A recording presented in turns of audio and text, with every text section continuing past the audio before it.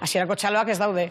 Eta ni gogoratzen naiz hasieran, denok esaten zutela, eske hemendik aterako gara denok, onagoak, solidarioagoak, eta dena izango da, bueno, baina hori, txaloak horretan geratu dira, txaloetan eta argazki batetan, ez?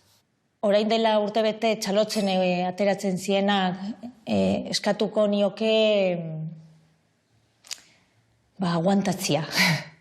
Ulertzen dut, ez luze guretzako gu ez gara gehiago hor gauzelako ospitalianeko eta ikusten degulako. Gogorra da gizarterako, denontzako da gogorra. Orduan azkenien da azkeneko txamba.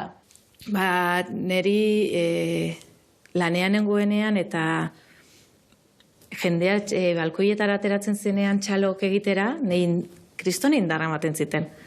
Esaten nuen, jolin, zerbait ona egiten ari gara, ez da, ikusi jendeak nola eskartzen duen gure lana, eta hurrengo egunean juten zinen, indar berrituta lanea berriz ere, esaten duen, bueno, eta etxea etortzen zinen bueltan negarrez, jendearen txaloak entzuten zen itxun berriro ere, eta bueno, pixkat indarra ematen zizun, ez da, itxialdi hori hortan gertatu zen, gero itxialdia bukatu zen, jendeak kalera ateratzen hasi zen, eta gutaz aztu ziren danak, txaloak ez ziren egiten, eta ni uste dut aztu egin zirela, ez? Hor zeuden langileekin, eta guretzako koronavirusa ez da bukatu.